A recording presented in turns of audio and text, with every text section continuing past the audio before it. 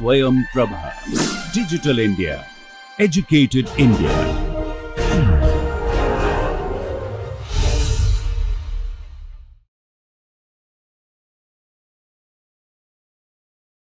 I am Dr. Rajiv Mishra, working as professor in the Department of Computer Science and Engineering at Indian Institute of Technology, Patna.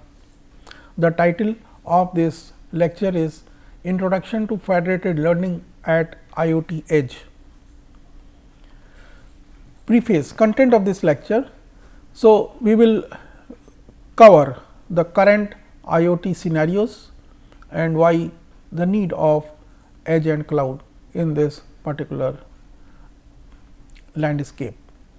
Why there is a need to shift from centralized machine learning training to decentralized machine learning training of IoT data. So, then we will cover the concepts of federated learning, which is also one of the important distributed machine learning. Then we will see several challenges of federated learning. So, let us get started understanding this particular scenario. So, this particular slide shows the current IoT scenario, that is, you can see that the explosion of an IoT market. McKinsey reported to be $11.1 trillion market value by 2025, which is in the current IoT application. Bosch predicted that by there will be 14 billion connected devices in the IoT market. Cisco predicted about 5 billion connected devices. Gartner also predicted 309 billion IoT supplier revenue, and IDC also predicted 7.1 trillion IoT solution revenue. So, therefore, you can see that lot of hype is there in IoT scenario starting from McKinsey, and therefore, IoT applications or the businesses around the IoT market is increasing. So, here you can see that the growth rate of a global IoT market is going to increase beyond 2020, and by 2025 this particular growth is still continuous. Now, with so much of IoT devices, so much of IoT market, if it is, that is billions of IoT supplier and billions of connected devices, if all of them are going to contribute, what is going to happen? So, deluge of data will be observed by 2025. So, with the current 1.5 GB of traffic per day from an average internet user, 3000 GB per day from the smart hospitals, self-driving car, then connected aircrafts and connected factories. Altogether, they are going to contribute a deluge of the data, and this particular deluge of data is now going to contribute into the smart city, industrial IoT, connected health, connected home, connected car, wearable, smart IoT and other different market share is shown over here as far as the IoT market is concerned. Now, with this particular IoT scenario, what we are going to see that there is a need from centralized to the decentralized data. What do you mean by that? That standard setting in the machine learning considers the centralized data set to be processed in a tightly integrated system, but in the real world data is often decentralized across many IoT devices. So, sending the data to the cloud for centralized machine learning often can become too costly. For example, self-driving car are expected to generate the several terabyte of data per day, and some wireless devices have limited bandwidth power, and data may be considered too sensitive sometimes, such as medical reports, and we are growing public awareness and regulations on data privacy, and keeping control of the data can give competitive advantage in the business and research.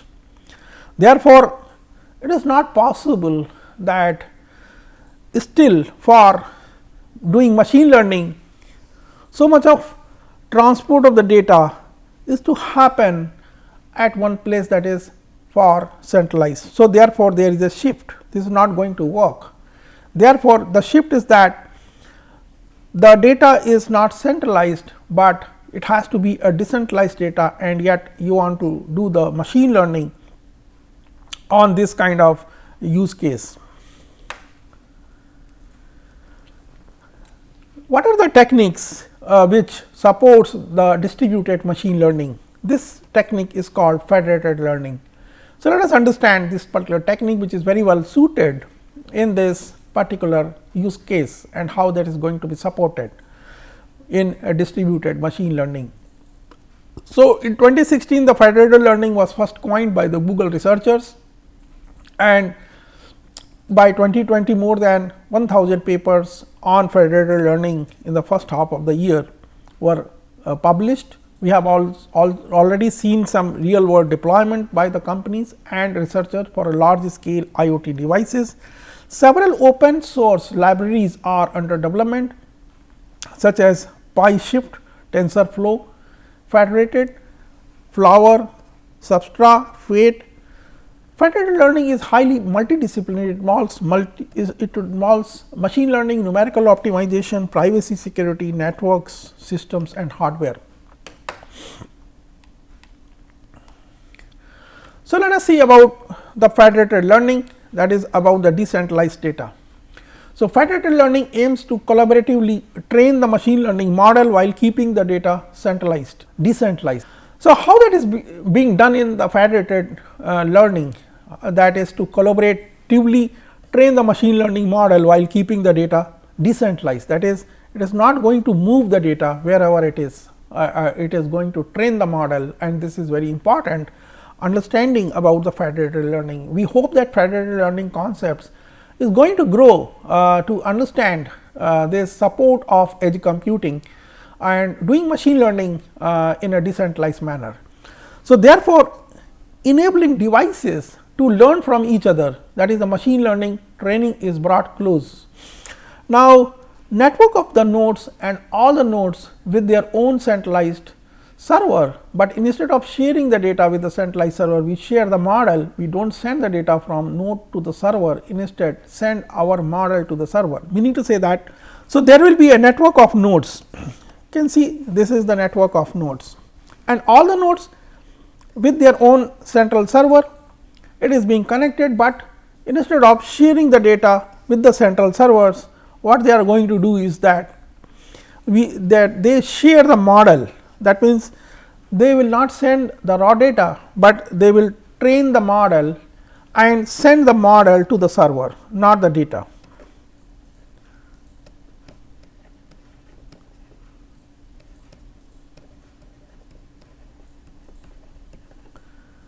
So, it is not the data, but the models are being sent from network of the nodes to the servers. So, this particular sharing allows that not all data need to be sent, but only the model which is being trained over developed over the data set, only that is being sent to the central server instead of sending. So, instead only send the model, not the data from the node to the server.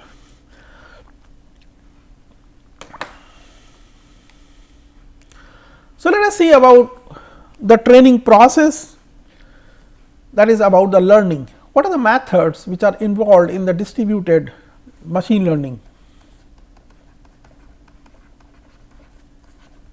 Distributed machine learning, which sends,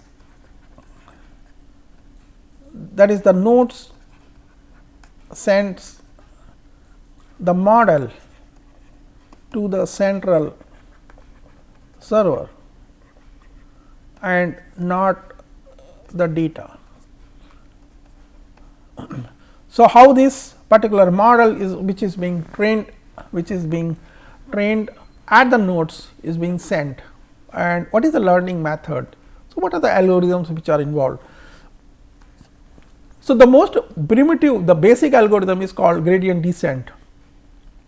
So, here in this gradient descent, the procedure starts off the initial values for the coefficients or for the functions. So, this could be a simple 0 or a random value. Let us say the coefficient is 0. So, the cost of the coefficient is evaluated by plugging them into the functions and calculating the cost. So, this is the cost is equal to function of that coefficient, and cost is to evaluate the function of the coefficients. So, here we need to know the slope, so that we know the direction that is assigned to move the coefficient values in order to get the lower cost to the lower iterations. That is, delta is equal to a derivative of the cost, and we now update the coefficients. So, the learning rate parameter, which is an alpha, must be specified that controls how the coefficients can change on each update. So, this is what is the learning rate parameter. So, this process repeated until the cost of the coefficient, that is, becomes 0 or close to 0. It does require you to know the gradient of your cost function or the functions you are optimizing. So, therefore, gradient descent is the method of using the gradients, that is for learning rate or for the training methods using the loss functions. So, the gradient descent is the most basic, but most used optimization methods. So, these optimization methods often employed by different machine learning models, and this is this is used heavily in the linear regression and classification algorithms. Now, the back propagation in the neural networks, federated learning is also used as gradient descent algorithm. So, gradient descent is the first order optimization algorithm, which is dependent on the first order derivative of a loss function. So, it calculates that which way the weights should be altered, so that the function can reach the minima. Through the back propagation, that is, the loss is transferred from one layer to another layer, and the model's parameters are also known as the weights are modified depending upon the losses. So, the losses can be minimized in this particular method. So, gradient descent algorithm is often specified in this particular manner. Here the advantage is easy computation, easy to implement. So, the devices train the generic neural network using gradient descent algorithm, and the trained weights are sent back to the server. The server then takes the average of all such updates to return the final weights. So, the edge computing machine learning is used, that is called federated learning. So, federated learning is a category of the machine learning which moves the processing over the edge nodes, so that the client's data can be maintained. So, this approach is not only precise algorithm, but also a design framework for the edge computing. So, federated learning is a method of machine learning that trains a machine learning model with the local data samples distributed over multiple edge devices or the servers without any exchange of data, and this term was first introduced in 2016 by McMahon. So, federated learning distributes the deep learning by eliminating the necessity of pooling the data into a single place. So, in federated learning, the model is trained at different sites in the numerous iterations. So, this stands in the contrary to other conventional techniques of machine learning, where the data sets are transferred to a single server, and to more traditional decentralized technique that undertake the local data sets. So, here you can understand the complete scenario of edge computing machine learning, that is the federated learning. So, here there is a federated learning server, and which is responsible for the model aggregation, and you can see that all the IoT devices, different devices, they are sending their data, and the data is stored in the edge. So, this is an edge layer. So, the edge which is being provided very close by to the source of IoT data will then apply the machine learning or the federated learning, and they will now train the model. So, once the model is trained, it will send the gradients, and these weights or the gradients will be sent to the local server, not the data. So, data will be retained in the server, only the model trained, that is the gradients, will be sent. Now, this federated learning server will collect all that gradients, and then it will aggregate the model which is shown over here, and that aggregated model is sent back again. So, they will be using that trained, this is called distributed federated learning or a distributed machine learning. Again, let us say that federated learning is a category of the machine learning which moves the processing over the edge nodes, so that the client data can be maintained over here.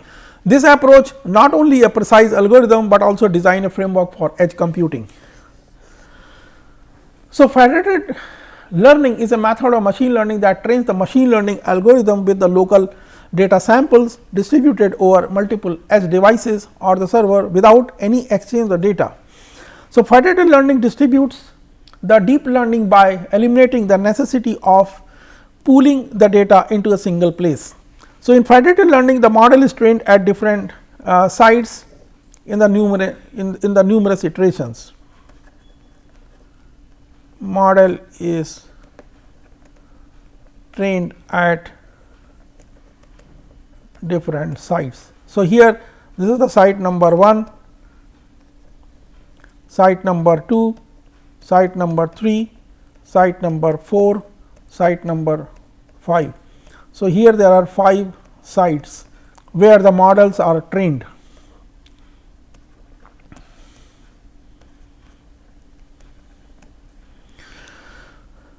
In the numerous iterations. Now, this method stands contrary to the conventional technique of a machine learning, where the data set are transferred to a single server, and more traditional decentralized technique that undertake the local data sets. Now, once the trained models are sent, then let us find out the function that is called model training. So, given the training data set containing n input output pairs like this. So, the goal of the deep learning model training is to find the set of parameter w such that the average of p y is maximized the given x I. So, here you can see that this particular example shows that given a training data set, the goal here of the model training is to find the set of parameter w such that the average of p y is maximized given x I. So, this particular weights are obtained by training, which is equivalent to minimize the minus of that. So, basic component for the loss function gives the sample, that is, this is the loss function. Now, deep learning model training, now given one sample pair x 0 y 0, the goal of deep learning training is to find the set of parameter w to maximize the probability of outputting y 0 given x 0. So, here we are going to obtain this kind of. So, for training the data set with n samples, the training objective is to minimize that function w, that is to find out that w which minimizes this particular loss function. So, where f I w is equal to L x I w is the loss of the prediction on the example x I y I. So, let us understand about this finding the function that is in the model training. Now, given the input sample, that is x 0 y 0, the goal of the distributed model training is to find that parameter set of parameter to maximize the probability of outputting y 0 given x 0. So, here you are given, let us say that MNIST data set, which is handwritten digits which are labeled over here, and the output may be one of these classes from 0 to 9, and we will see we will see that this particular we are going to find a function that is through the model training. So, that it will maximize the probability of outputting y 0 given x 0. So, let us see about a particular federated learning algorithm. This is called fed average algorithm, fed average. So, federated learning, this is federated averaging, fed average algorithm, it is there. So, federated averaging is one of the popular or the most used federated averaging algorithm. It considers the k clients are indexed by k, and b is the local mini batch size, and e is the number of local epochs, and eta is the learning rate. So, their server executes, that is initializes w 0, and for each round, that is t is equal to 1, 2 and so on, it will maximize c k 1, and it will then set the random set of m clients, and for each client k in parallel it will do update. So, client update, that is run on client k, it will split p k into the batch size of b, and for each local epoch I from 1 to e do the batch size, and it will run. So, here at first the model is randomly initialized on a central server, and for each round t the random set of clients are chosen, and each client performs local gradient descent steps, and the server aggregates the model parameter by submitting the clients. So, federated learning uses identically that is IID type of data set. So, for each client its model is decentralized, in other words the model training process is carried out separately on each client. So, only the learned model parameters are sent to the trusted center to combine and feed the aggregated model training, then the trusted center sends back the aggregated model back to these clients, and the process is calculated. So, here you can see that different clients will train the model and send the parameter, let us say w, to a server, and server will then aggregate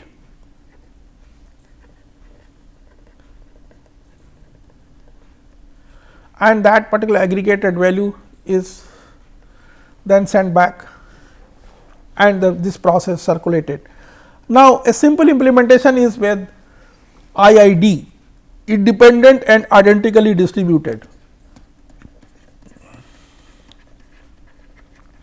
and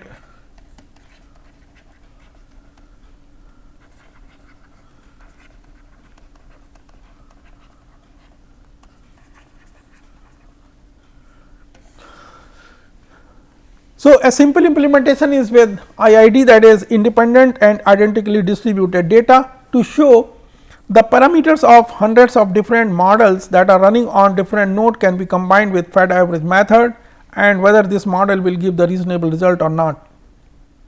So, one implementation was carried with MNIST data set. So, MNIST data set contains 28 by 28 pixel grayscale images of numbers.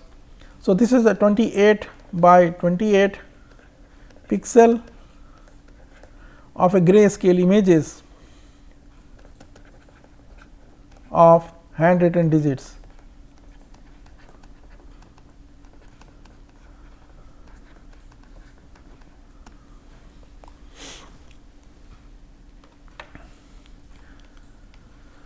So, image classifier, let us see that can we build using federated average. So, MNIST data set does not contain each label equally, therefore, to fulfill the identical and distributed data set, independent and identical distributed data set,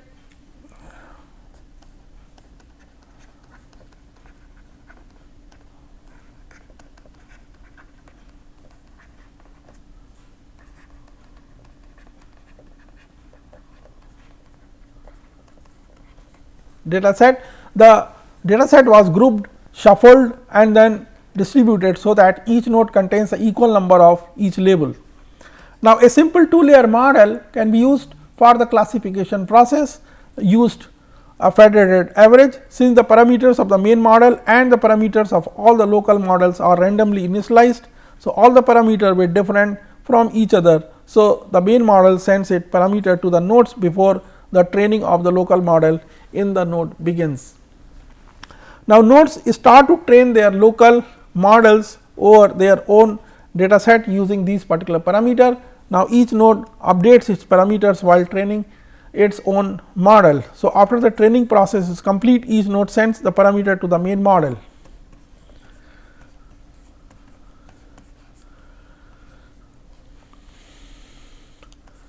So, they are sending the parameters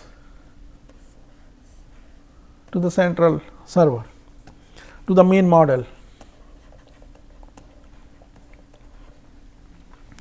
So, main model takes the average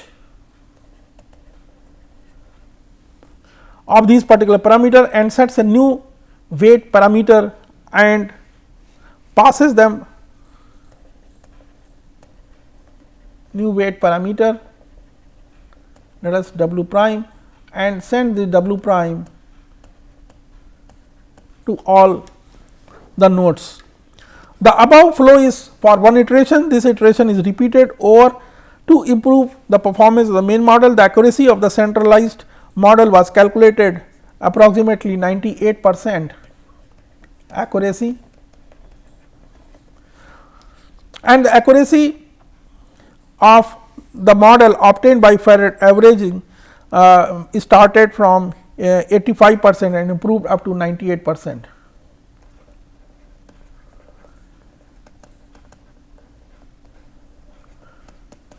So, you can see that it is quite comparable, that if you are doing with a traditional way of image classifier, the accuracy is 98%, but federated averaging algorithm achieves from 85% to 94% accuracy. So, 94% and 98% if you compare. So, even in the distributed training, this image classifier we can build with the help of federated averaging. So, let us see the examples where this kind of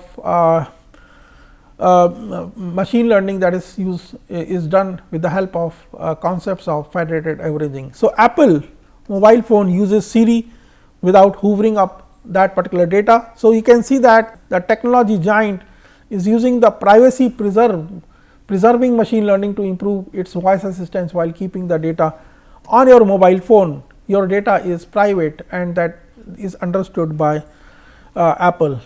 So, it relies primarily on the federated learning. So, federated learning is heavily used in the Apple mobile phones. So, how the Apple to train different copies of the speaker recognition model across all its user devices using only the audio data available locally. So, it then sends just the updated models back to the central server to be combined into the master model. So, in this way the raw audio of using Siri request never leaves their phones and iPads, but assistant continuously gets better at identifying the right speaker. In addition to the federated averaging, the Apple also uses something called differential privacy to add further layers of protection. Now, this technique injects a small amount of noise to the data before it is being fed to the local machine learning model, and likewise. So, you can see that the Siri is the perfect example how Apple runs on AI. So, the voice powered assistant is designed for continual at the edge improvement. So, let us go ahead understanding this federated learning training process in more detail. So, let us take this in this example. There are connected devices, say we have a cluster of 4 IoT devices.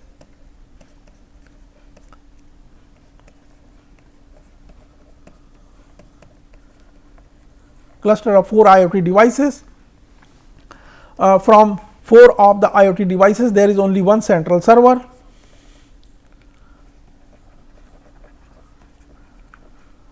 That has an untrained model. Now, we will send a copy of the model to each of the node. So, you see that this is the copy of the model. The model is sent from the central server to each node.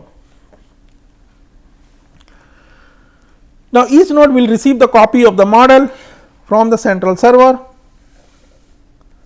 in this particular manner. Let us go to the next step.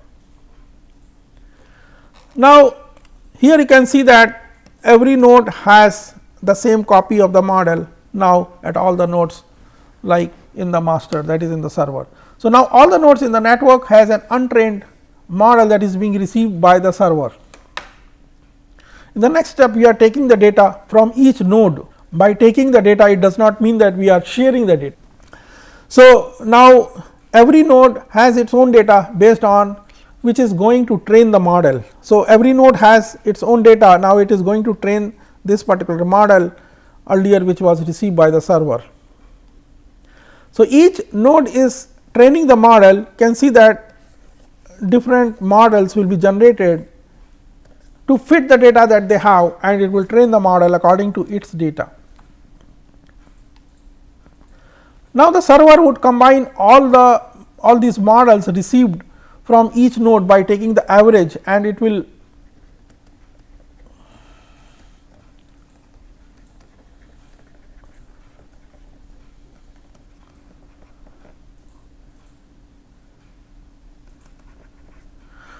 from the nodes, and then server will train that central model. This model is now trained by aggregating the model from each node.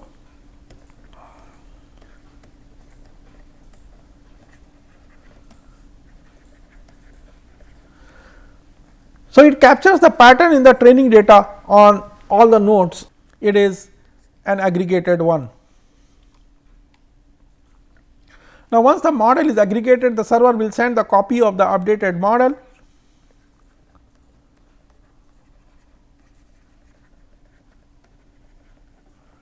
Is sent back to the nodes, and everything is being achieved at the edge node. So, no data sharing is done, which means that data privacy, it means that privacy preservation and also very less communication overhead. Why? Because only the models are being communicated, not the entire data.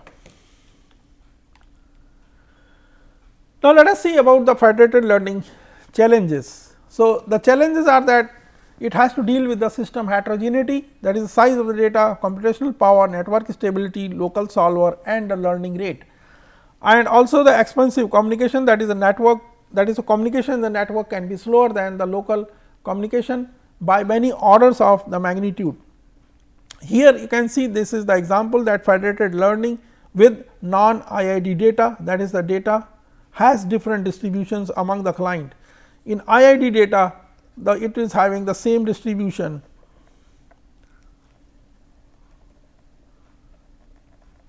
among the client, and the federated average algorithm works with IIT data, that is Fed average algorithm works fine with the IID data.